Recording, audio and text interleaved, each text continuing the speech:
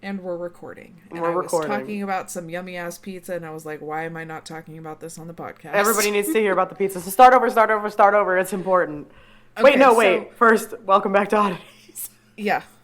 First and foremost, welcome back to Oddities. I'm I'm Cassie. Kelly. Oh, God, we did it at the same time. I'm Kelly.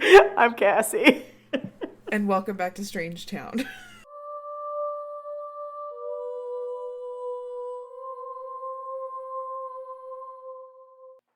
Oh, my God. Good. It's all uphill from here.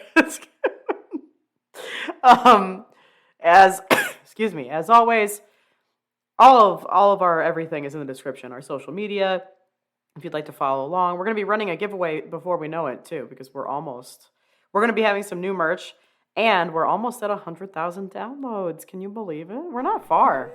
Yes. No, we're not. And we also have a Patreon, of course. If you would like to donate, you could do so for as low as $1 a month. And you get a bonus episode every week and access to all former bonus episodes. So you could binge that if you just can't get enough of the two of us. And we have a merch shop, so please check that out as well. And we have a brand new spanking website. If you'd like to check it out, it's odditiesstaystrange.com, and it's like a one-stop shop for all of those things. And, of course, as always, feel free to write in. You can either email us directly, oddities.talk@gmail.com. We'd love to hear what you think of the show. We'd also love to hear if you have any topics you'd like us to cover, or if you have any spooka stories yourself, we'll cover it on a listener's episode. Or you can contact us through the contact form on our website. I think that's everything. Check, Yeah. check. Chickadee, check. Okay. So tell us about the pizza. So Make me we've a been doing this pizza. thing where we've been making homemade pizzas on the weekends. Oh, It's like new fun. tradition. Oh, okay. And so, yeah, the kids make their own pizzas. We make our own pizzas, and like the kids are a little bit more basic because they don't Basic.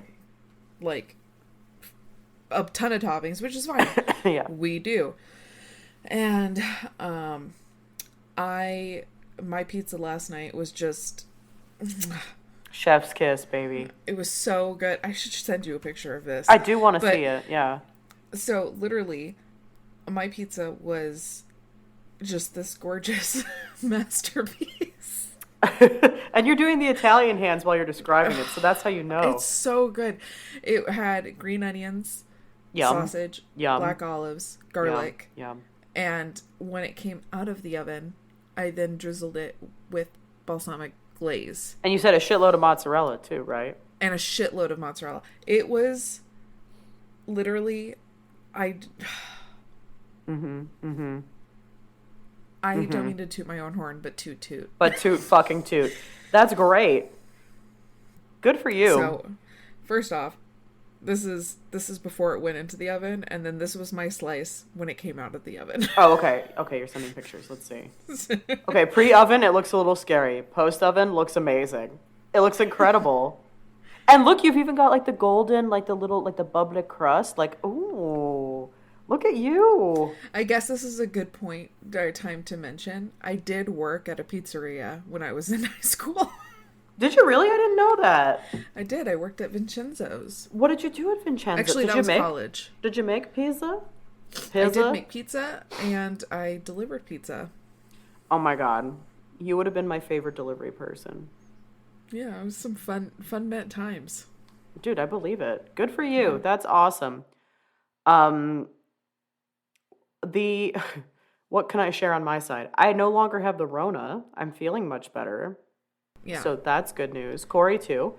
We you had can taste. You can taste. Yeah, I would say I'm like there are still a few things where I eat and there's just nothing there. So I would say I'm like 90% recovered on the taste front, but I can taste the cookies you sent. Delicious. Yay! The chocolate, like the peanut, not cups, they're so Yeah. good. And I could taste shrimp the other day, and we threw a little Corey just celebrated his 30th birthday, so we threw a little family barbecue this weekend, and that went very well. And I could taste burgers and hot dogs. So thrilling stuff. What I do need to share, because I shared this on the Patreon, and so but this is something this is important enough that it counts for a crossover, and I need to share on both. I had a cake made for Corey. It was, first of all, shout out to Pennsylvania Bakery. They make delicious, delicious baked goods. Because I cheated a little bit and I had some and it was amazing. He had asked for a red velvet cake with cream cheese frosting and then a vanilla custard in the middle. And it was like the best. First of all, damn, this cake weighed enough that it could have killed, if I dropped it, it could have killed like a rodent. Like this thing was fucking okay. But anyway, they were like, oh, so I wanted to surprise Corey. For those of you who don't know, but I think I've expressed this. My pet name for Corey is Pig because he is one. And so when I ordered it, I was like, hey, could you put like a little pig in a purple party hat, because purple is Corey's favorite color, on the cake? And they were like, yeah, no problem. I had pictured just like a flat drawing of like a little pig face with a party hat, and it was be like cartoony and cute or whatever. Like I was almost picturing like the pig from Toy Story wearing a party hat. But anyway,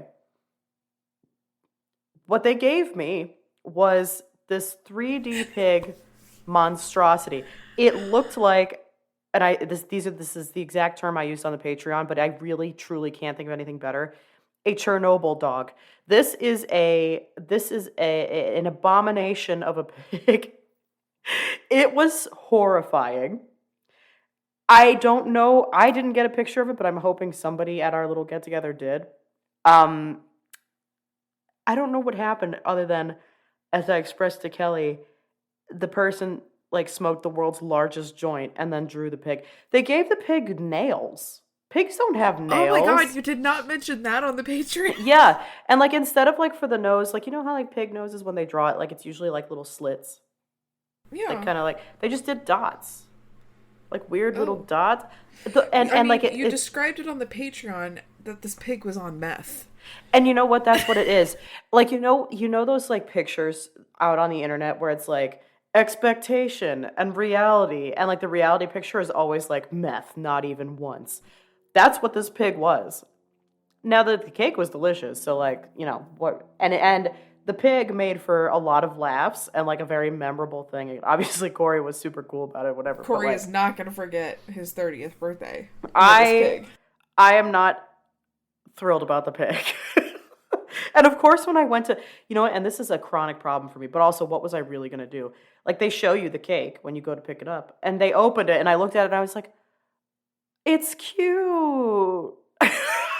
Like, what was I going to do? Was I going to be like, scrape it off and do it again? Like I had to get the cake and get home. Like we had a party to throw. So like, I just, anyway, that's the birthday cake from hell, really. But it was delicious. Oh, horrifying. I know. So I'll see if I can find a picture. If I can, we'll include it for the like post for this episode this week. But that's the latest and greatest. Oh, and we're leaving for Iceland in 12 days. I know. I'm pumped. Isn't that exciting? It's so exciting. Anyway, anything else to share, bestie? Oh, your son, he's doing brilliantly in school. I almost said his name, but I didn't. He brought in 2, like, first off, not even A's. Perfect 100% scores. Hell yeah, baby. We love to see it.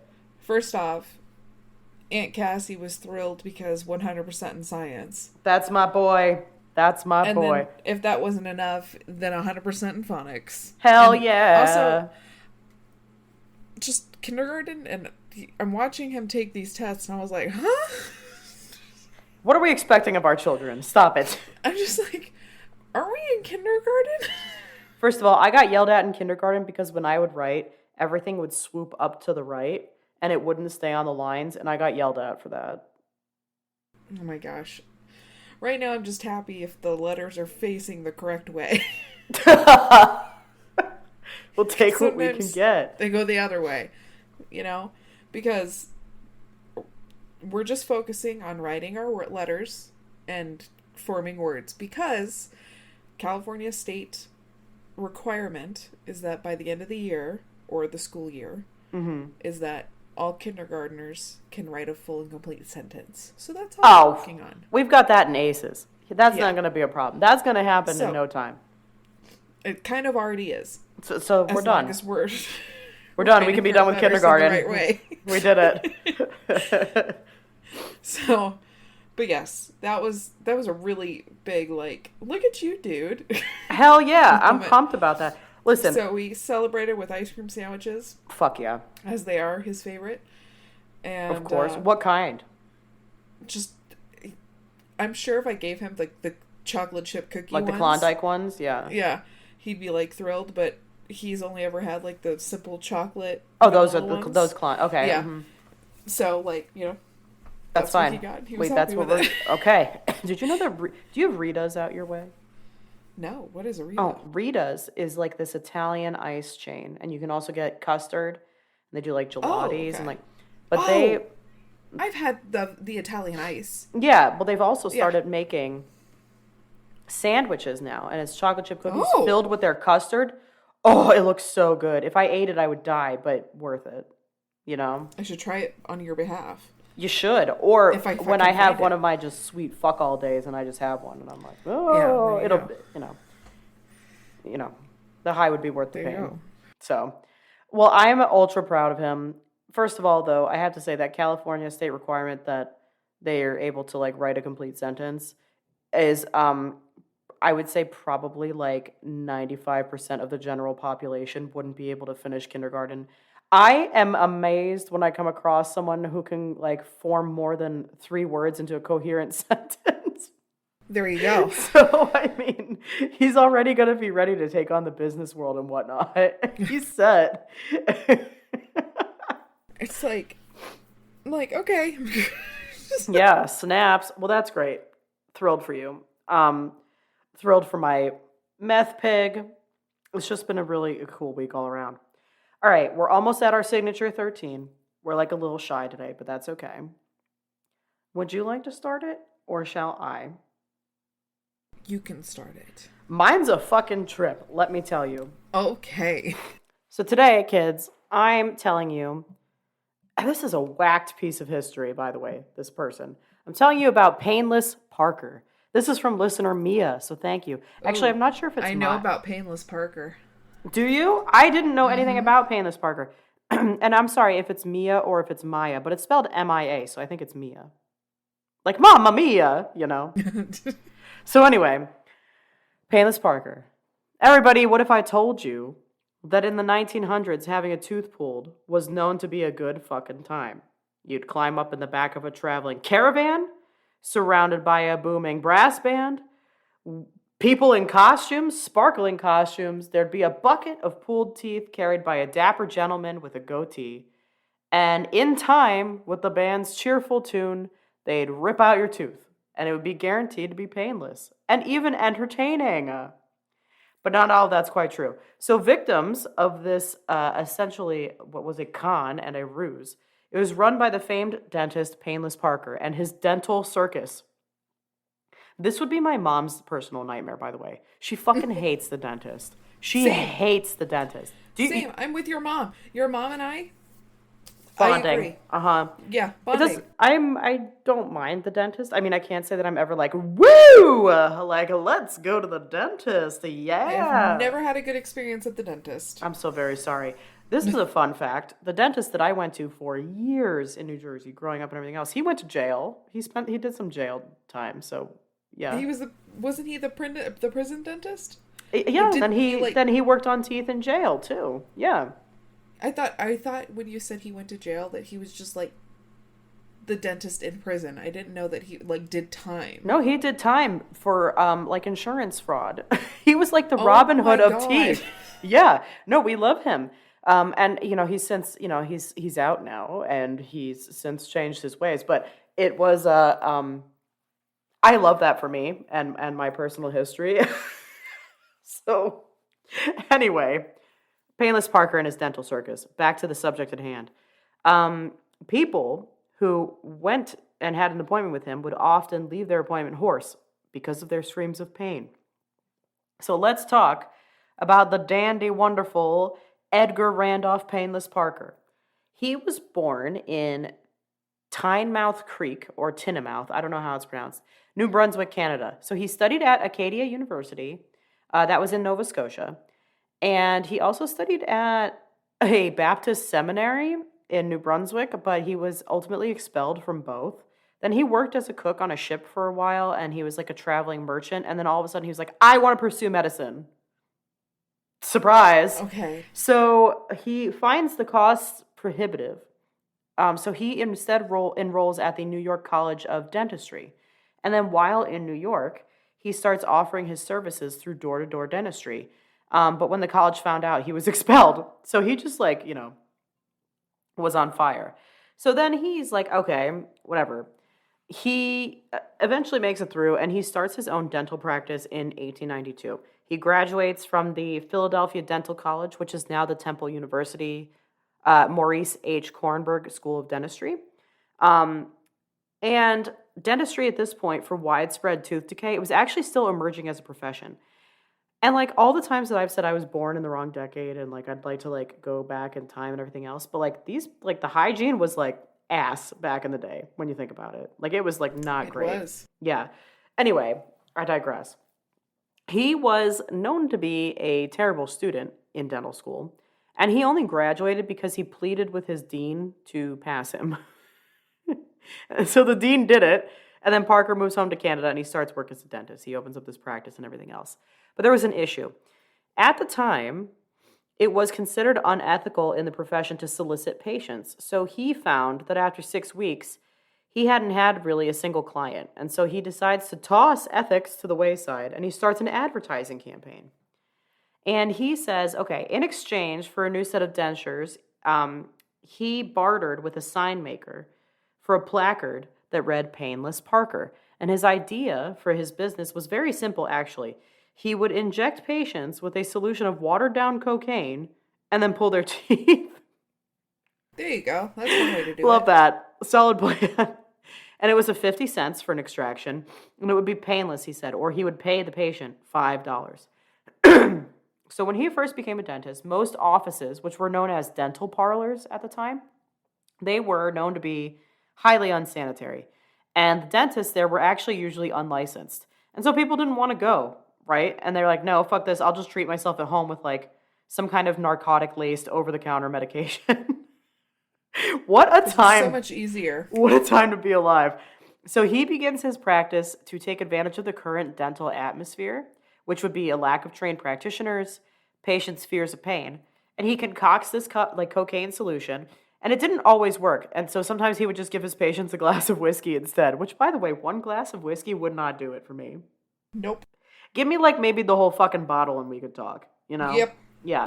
So anyway, Parker was not content to stop there. So he dons this top hat and coattails and a necklace that he made out of teeth, which is supposedly 357 teeth that he pulled in one day.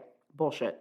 Anyway, he partners with William Beebe, who was a former employee of P.T. Barnum, as in Barnum and Bailey Circus, to create a traveling dental circus in 1913. At the show, he would bring a pre-planted person out of the audience, and he would pretend to pull out a molar and show the audience this already pulled tooth that he was hiding as evidence that the extraction was basically completely painless. And then, accompanied by this big brass band, contortionists, dancing women, then real patients from the audience would climb into the chair for the same procedure. While he pulled the tooth out, still for 50 cents an extraction, he would tap his foot on the ground to signal the band to play louder, which would effectively drown out the patient's screams. Screaming. And he still used the cocaine solution, but instead of injecting it to numb the mouth, he'd squirt it into the cavity. And that might have worked sometimes, but not really, if at all. But still, he managed to become extremely popular. And dental patients and visitors liked the distraction of the brass band and the rest of the circus. And thanks to the band, no one ever heard the screams and moans. And everybody but the hapless patient assumed that the treatment didn't hurt at all. So then he moves to California, leaving a horde of angry, hurting patients in his wake. This man who duped his aching patients was detested by his colleagues, too. And in fact, the American Dental Association even called him a, quote, menace to the dignity of the profession. I love that. What a burn. In 1915, he legally changes his name to Painless Parker. And he opens up a chain of like 30 Painless Parker dental clinics on the West Coast. And the clinics would hawk these dental services and a line of dental care products, which were the first of their kind. And though Parker was like kind of like a total con and really an asshole, his contribution to the dental world is actually kind of undeniable. Not only was he the first to openly advertise and open a chain of clinics, but in kind of a backwards way, he can also be considered the founding father of like good dental practices by being so terrible. You know what I mean? Yeah. So, like, his most indisputable legacy to the field of dentistry is his contribution through his terrible acts and charlatanism and everything else to the development of professional ethics and dentistry that came about as a result of his terrible actions. Um, and so today, those ethical principles would make activities like his unthinkable. Although, ironically, his bloody actions really helped to inspire them, totally. So, if the idea of being treated in a circus like setting is, in modern times, the ultimate dental nightmare, artifacts from his practice are used at a museum at Temple University, where the dental school is that he graduated from. And they are alongside a large collection of objects that bring the history of American dentistry to life. Everything from vintage dentures to early toothbrushes and whatnot. And Parker in this collection also serve as a warning to consumers even today, and that scientific evidence must remain the foundation of clinical care in any health field. Otherwise, we're going to be victims of modern charlatans like Painless Parker. And that is Painless fucking Parker. I got to give it to him. I mean, this guy is disgusting and truly should be probably in the innermost circle of hell. I mean, he's really a piece of shit, but a brilliant marketer and businessman. Yeah. I mean, you have to give it to him. I mean, this was really smart stuff. Terrible, but smart. Terrible, but smart. Yeah, and that's what you have. You have Painless Parker, the world's, I don't know, dickiest dentist. Dickiest dentist. There you have it. And now, I mean, when I did the research, I was like, oh, I'm probably going to have bad dreams. Didn't have any. Now that I've talked about it, I probably will. Probably will. Yeah, I'm anticipating Did you it. come across the photo of the little boy putting up the sign next No. to the Painless dentist? Excuse me. This man's a liar. Oh my God, I love that. No, I didn't. I'm going to have to look it up. But I will tell you, like, I'd actually be pretty curious to go to the museum setup about all this. Like, medical history as a whole, is very interesting to me. We went... No, it is. Yeah, we went to, out our way, I think I talked about this, there's a Civil War museum, and within it they had a whole exhibit just on, like, medicine and field medicine and everything like that, and it was freaking wild. So, yeah, would be It's keen to see that. fascinating. Yeah, it is. Our scientific history is it's a pretty morbid one overall, when you think about it. Yeah, that was very... Thank you, listener. Thank you, listener Mia. That was great. It was wild to read about. Because I started reading about it, I was like, damn, this is crazy. And then it just got wilder. The more that I researched it, I was like, what the fuck? With his band and everything else. Anyway, what do you have for us? Creative ways. So, I have an interesting one. I know about this because, I grew up next to not next to it, but in the town of where this is. Oh, okay. But as I researched it, let me tell you, I think it's just one giant drug trip. Oh, okay. So, disclaimer. Well, kids, today's episode is brought to you by drugs. First the pig, then the cocaine, and now this one. Wow, okay. Yeah, so I'm going to be talking about Sycamore Park, aka Elephant Park. The reason why it's oftenly called Elephant Park is there's a giant rock there you can climb that looks like an elephant. Really? And that is not drugs talking. That it straight up looks like an elephant. We're not high. We're just talking about drugs. Like that one. Yeah. That one's not brought to you by drugs. The one aspect of this entire episode. Okay. I've had a lot of people like say, hey, you should talk about this place because, like a lot of creepy things happen there. And I was like, I mean, I've heard about the floating orbs, but like what other creepy things are you talking about? And then you found some? And then apparently there's an abominable Yeti that Oh? appears there. Apparently, there's a meathead guy that appears What there. is a meathead guy? Well, we're going to find out. You're gonna find out. Apparently, Okay. people step into a circle of dead grass and go missing there. Oh, like a fairy ring, kind of? Oh. Possibly. Okay. Again, once I dove deeper into this is just full disclaimer, because the accounts that I have read, my good golly gosh, this sounds like a drug trip gone bad. I mean, maybe is this park known for like drug users? Possibly. Okay. All right. I'm like, and this is a disclaimer because it's hard for me not to read some of these first-hand accounts And like not. without giggling. Wow, guys. Okay, so we're all going to be collectively tripping by the end of this episode. Thrilling. Yeah. All right. Let's do it. So Sycamore Park is located in none other than Simi Valley, California. Whoop whoop. And it is said to have been the home of some strange happenings. Oi, oi, oi. During the day and even more so after sunset, because everything gets scarier after dark. Everything gets spooky at dark. Yep. But people always say, like, it's even more so when you're by yourself. And yeah, scary things happen when you're by yourself, right? The mind is a powerful thing. Yeah. Strange occurrences include noises of shoveling feet near the baseball diamonds and other strange areas. People's voices in low, muffled tones carried through the air, footsteps in the grass, the field when no one is around except for the person that's by themselves. Right. A sudden blast of wind on a calm afternoon or the morning. And then strange figures around the trees. Around the trees. We can't have Yeah. that. We can't have figures by trees. No. People say that nighttime is downright spooky, and many people living in the surrounding homes know best to keep their doors locked at night and stay on their side of the street, especially when Big White comes to visit. Is that the Yeti? Apparently. Oh my god, I'm thrilled. Okay. So, I would also like to point out that Simi is... I mean, it used to be Native American land. Mm-hmm. So therefore, maybe there are some spooky things going on. listen, we know what happens when you fucking get involved in Native American land shit or burial grounds or what have you. Like, the shit always hits the fan. Yes.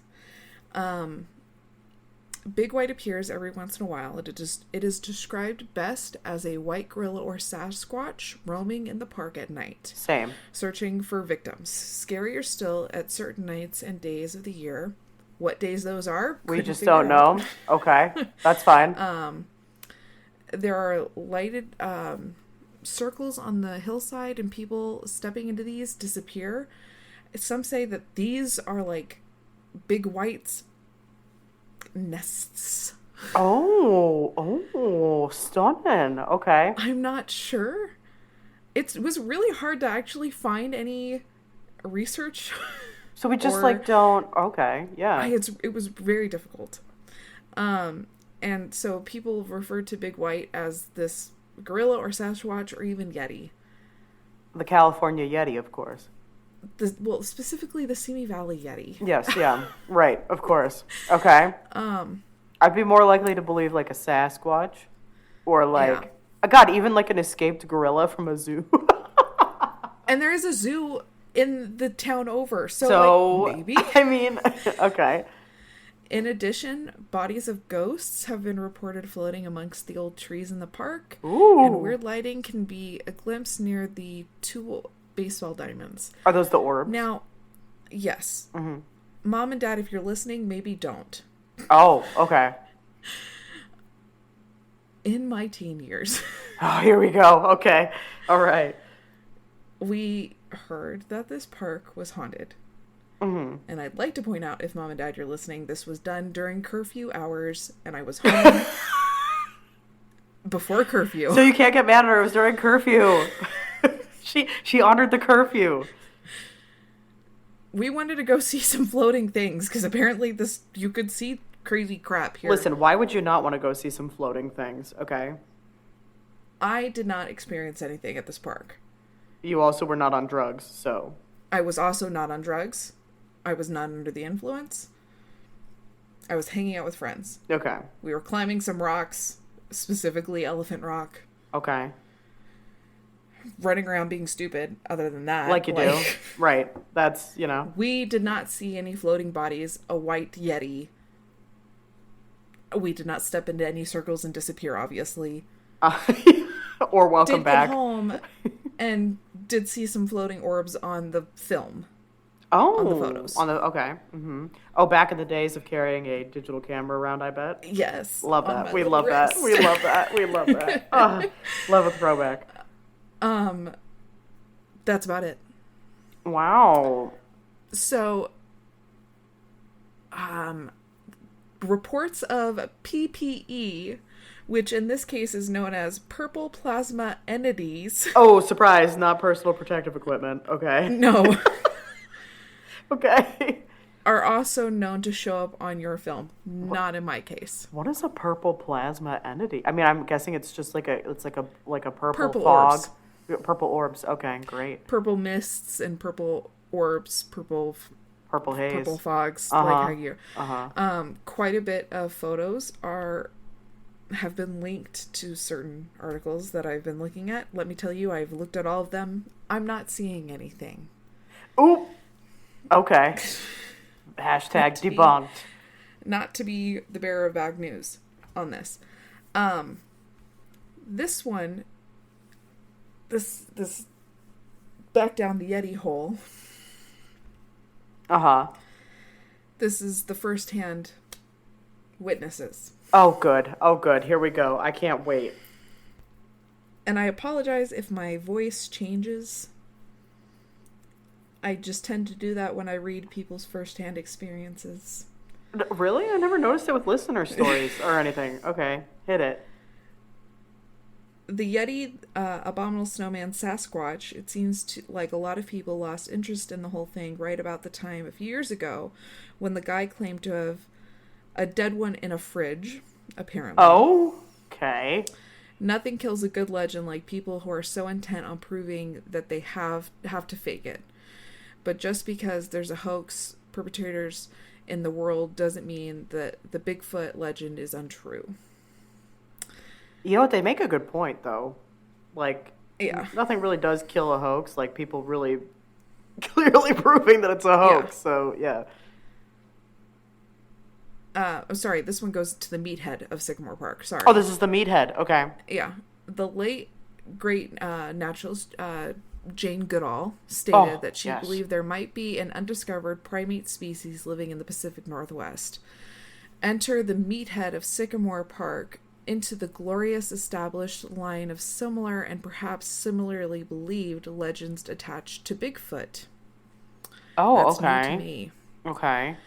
Visitors to the lovely park, appropriately named Simi Valley, California, often seen this large fellow running around at night in the park. Same. Okay. This park has a lot of weird stuff going on, clearly. Yeah. He's exactly what the name implies, one college-age skateboarder who claims to have seen the meathead. Most of his body is like a gorilla, but his head is just like this huge muscle-looking thing. I saw him a couple of different times. The first time it freaked me out. The second time he's like leaning all conspiracy-like.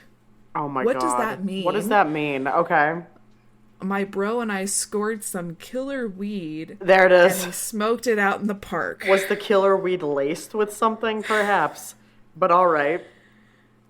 When the meathead showed up that time, it was totally different experience. When asked what way, the skateboarder's college guy said, "I laughed my ass off, dude," he says. Oh my God. Okay. And the meathead guy, he comes ambling over to where my bro and I are sitting and just plops right down. I suppose you're going to tell me what you shared the joint with him next? That's kind of what it sounds like. Puff, puff, pass, bro. Oh my god. Shut up. Nah, but really, he did actually sit there for a few minutes. I really find that hard to believe. Yeah. Literally any of that story. Okay. But I do have The to next say, day, when I thought about it, I almost crapped myself thinking about how close it was. I mean, that thing could have killed us both without breaking a sweat. But at the time, it was pretty awesome, you know? I really don't know that if I was under the influence, I would think anything about that situation was awesome. A big, huge, like, thing with a meat head, like a weird muscle head? No.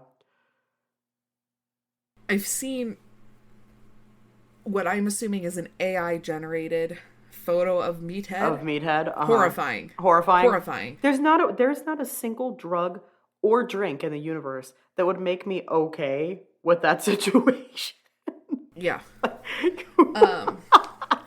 One thing that is clear to me, drugs. Right.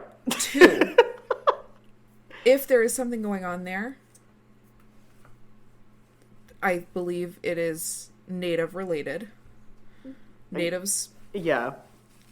are pissed the land has been stolen, and people are fucking just smoking weed and hanging out with meatheads and whatever else. Yeah. yeah. 3, there is a lot of reports of apparent witchcraft and seances going on at this park as well. Oh, good. Okay. So I'm wondering if that has anything to go on there. If you believe in that, sure. If you believe in that, sure, you know. Those are the 3 things. I would agree with those If I three had things. to put money on anything, drugs, don't mess with natives. Solid blend there. You know, I think, I mean, I'm going to go ahead and believe most of this is bullshit, but It was really hard to take anything seriously while I was reading. That firsthand account in particular, yeah. Puff, puff, pass, bro. Like, I love that so much. We should make a t-shirt with that on it. Here comes new merch. Second of all,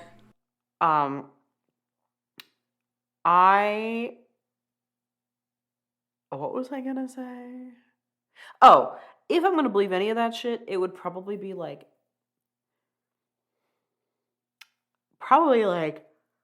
the orbs or like entities hanging out around the trees or what have you, because native land. yeah. That's the only part of any of that I would be willing to probably believe.